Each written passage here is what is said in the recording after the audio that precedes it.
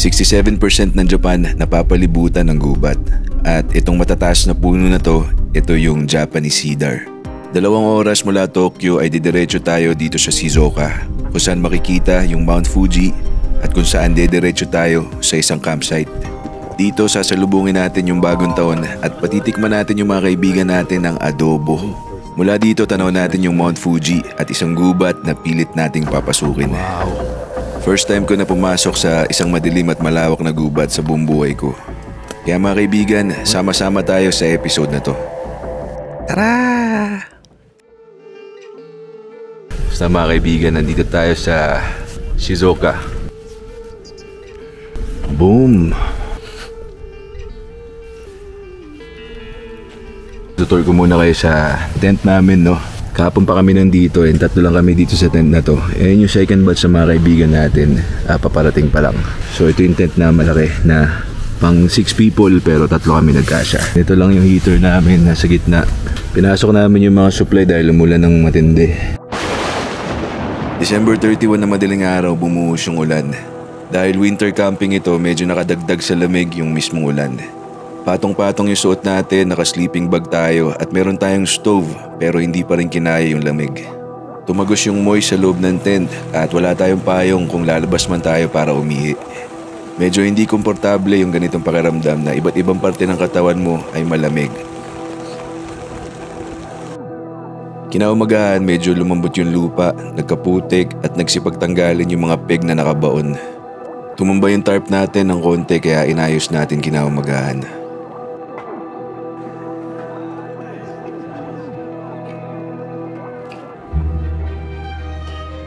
Pero part ng camping yun, no? Yung mga hindi natin ini-expect na pwedeng mangyari, kailangan lagi kang handa. At dahil umaga na, almusal na, merong espesyal na inihanda ang kaibigan natin. Inihaw na manok na sandwich. Sobrang espesyal nito. Dahil para itong art. Sandwich is an art. No, talagang carb sandwich.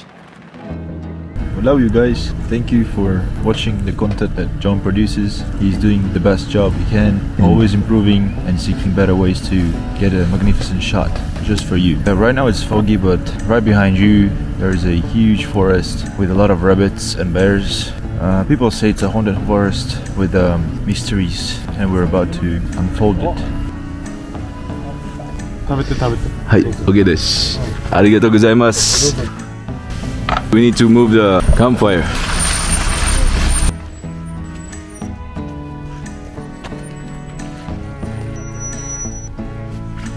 Mula dito, ito yung tent natin. Ito naman sila, tapos dun sila sa dulo. So, papaikutan natin yung campfire. Sashiburi. Are you sick? I'm good. Sorry for you. Hangover. Kahapon pa dapat sila nandito, kaso lang medyo nagka-aberya kaya ngayon lang dumating. Pero sasalubungin natin yung New Year's Eve. Dahil nandito na lahat mga kaibigan, oras na siguro para pasabugin natin ang adobo.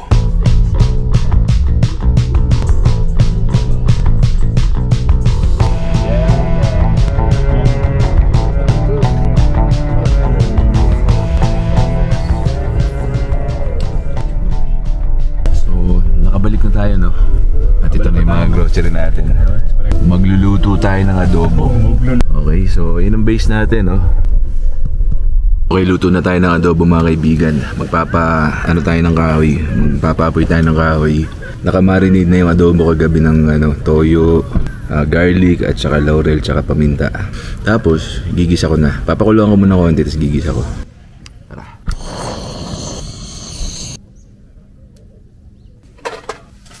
Alright mga kaibigan, ganito ako mag-adobo, no? Or may adobo. Na yung minarinate nating adobo, lalagyan na natin. Pork and chicken adobo mga kaibigan. Alright, no? Is it a Russian dish? No, it's just like some weird potato with bacon. Alright mga kaibigan, halos luto na yung adobo natin, no? Tinikman ko na, lasang authentic adobo talaga.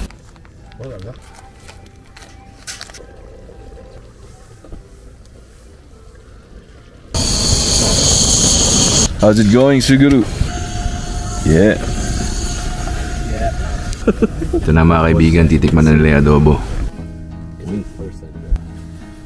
Magkakapatid. Yan. Ja, dozo. Tabemashou. Botaniku to toriniku. Suguru. Which is chicken. Yeah, that's chicken. Wow. Asta no desu. Uwa. Wow, yo. Adobo. Yaba. Hashi, aru? Let's eat. No.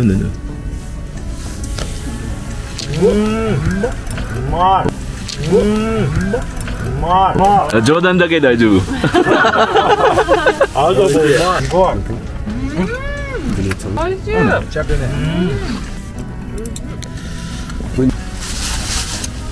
It's the first adobo and the best adobo in my life. Okay, kain na tayo mga kaibigan na.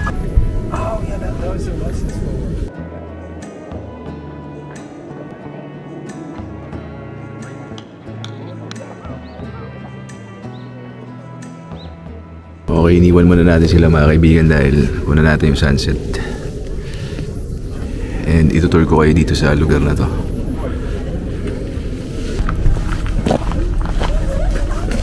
Bago ako pumunta dito, hindi ko na-expect na ganito karami yung magka-camping. Marami rin pala na gustong salubungin yung New Year sa ganitong style. Dito sa entrance area, kita mo yung overlooking ng city. At the same time, kita mo rin yung Mount Fuji. Yung location naman natin mas malapit sa gubat, so mas konti yung mga katabi natin na para sa akin mas okay. Meron kang konting privacy.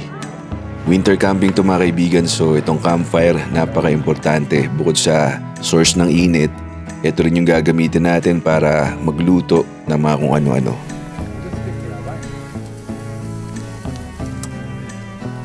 Ikapitong camping ko na dito sa Japan at first time ko na mag-camping na ganito karami yung kasama natin.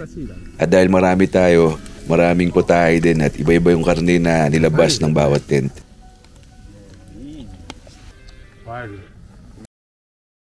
Wow. Siguro mga 8 PM dito nagsimula na tayong kumalma. Konting pahinga dahil sa kabusugan. At dito nagsimula ang maitim na balak. Ang paglusob sa gubat.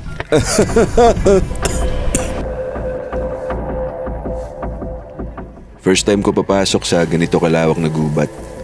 Hindi ko alam kung ano i-expect ko. Pero ang unang gumulat sa akin ay yung mga matataas na puno. Ito nga siguro yung Japanese cedar tree na sinasabi nila. Sa ganito kadilim na gubat, medyo hindi effective yung mga simpleng ilaw natin. Pero malaking bagay itong bitbit na ilaw na kaibigan natin. Tagos hanggang dulo. So nandito tayo mga kaibigan sa gitna ng gubat. And abandoned forest to, pero wala lang. It's safe. So you went this deep last time. Much deeper than this. Yeah. What are you holding? Beer. Wala naman ako ina-expect na makita sa gubat na to. At ayoko rin na may makita dito sa gubat na to na ako anumang hayop. Ang nasa isip ko lang dito habang lumalalim yung lakad natin, mas lumalayo tayo sa campsite. May konting pag-aalinlangan kumbaga kasi nawawala ka na sa comfort zone mo habang lumalayo ka. Snake? Okay, let's go. Oh no. Let's go, let me show. Let me see. Yeah, heavy いるわ。でっけ。Oh, let's go. Let's go. I was taking some wood. What do you mean? There's like a bright sparkle. Like, you mean rabbit eyes? I don't know it's rabbit. If it's rabbit, but something's there. Dito sa bandang dulo medyo nag-iingat na ako kasi meron kami mga naakbangan na medyo matataas. And iniisip ko yung natatanaw namin sa dulo. Baka mamaya bangin yun kung hindi mo mailawan, di ba? There's a road there. What do you mean road? Is that a road? No, it's just a... Huh? It's just a road. Is it? Light it up one more time. That's the road. Give us a second. There's something there. Okay, no, sa dulo nito kalsada. Maliit na kalsada. Bakit? Hindi pala kayo nagtatagalog, ano? Kalsada nga. Highway. Wow. Mido. Naka. Does it say Naka? Oh yeah. Mysterious and very scary. Marami vegan. Mga kaibigan. Car. Car. Pinatay namin yung ilaw sa part na to dahil ayaw namin magulat yung nagmamaneho sa kalsada. Di naman kasi normal sa gitna ng kumbaga kagubatan na may mga grupo ng tao na naglalakbay. Baka isipin niya kung ano yun, di ba? What the fuck? My wife won't believe me. Let's go back. Paunahin na natin sila mga kaibigan kasi ang matatapang nasa likuran. Una na kayo. Kahit liblib pa yung gubat.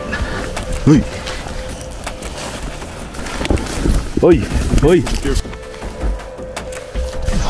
Kasong bagal nila. So nauna na ako ng konti. No? Uy, asan na yun? No, when I came here alone, shit ton of rabbits. Because I didn't go up here. Last time I came, I went this way. Spider. The big one. Look how his eyes are glowing. Oh, very small. With the flashlight, you could spot. Look at how small his eyes are, John. Huh? What? Say what surprise him Oh. about like this horse? Yeah, what? Is you sweating? You fucking sweating? I just drank a beer and now we're exercising wearing a jacket. You could spot his eyes glowing from all over there. I see. It's poisonous, we have to go. Oh, there's another spider over there. Can you see his eyes glowing? Sa puntong ito, unti-unti na kaming namangha sa abilidad ng kaibigan natin. Dahil mula sa malayo, kaya niyang makita yung mga napakaliit na bagay tulad ng isang gagamba. Here's a spider. Gotcha! Oh! How can you see that, Drew? You were able to spot the spider from 10 meters away. This small. The fuck? Russian abilities. Lupit. There's another spider there. Look, another spider. Oh yeah. Another spider. Underneath the leaf. There's a spider web. Spider web. Super power! There's two spiders. Two spiders there. Look how small he is. Look. Are you joking? you see it? Yeah, I see it. Okay. I see it, man. That's insane. I don't understand. You have like AI in your eyes. There's another spider. Two spiders. Isa itong misteryo kung paano niya nahagilap yung mga maliliit na gagamba kahit malayo. Single eye. So big. Siguro dahil na rin nag-explore siya dito kagabi mag-isa mga 10 minutes. So, kinontrata niya yung mga gagamba at nag-usap-usap sila. Hindi natin alam, no? Ay, gago.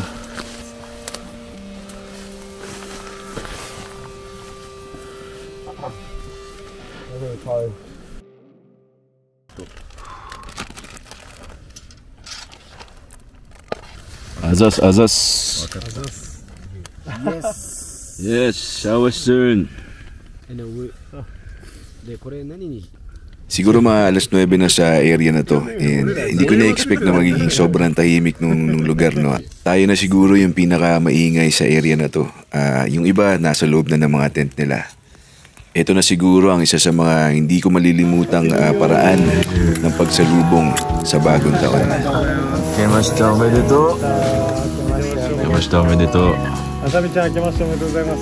Happy New Year. Problema ng konti.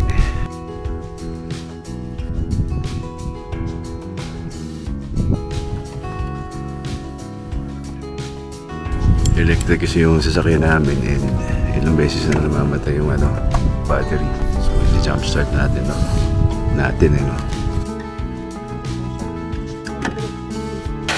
So inaantay na lang natin mga kaibigan yung mag-repair na sasakyan kasi hindi gumana yung pag-jump start natin kanina. No motion die. How's the New Year camping? It was amazing. Such a great experience. Yeah. Okay. Happy New Year! You just left all the time. I think I only saw you for 2 hours. Yeah. In total. Oh fuck. Oh fuck. コロナ2つ、ジントニック2つお願いします。 That's the intro. I'm Suguru, they call me Su, so please give me the Corona, 2 Coronas and 2 gin tonics and 4 shot for tequila. Thank you. At dumating na nga yung mag-jump start na sasakyan natin. Mabilis lang ito naayos, siguro mga 10 minutes. At finally, makakabiyahe na tayo pabalik sa Tokyo. Hanggang dito na lang mga kaibigan ang ating episode. Sana kahit papano medyo nag-enjoy kayo sa video na to. Maraming salamat.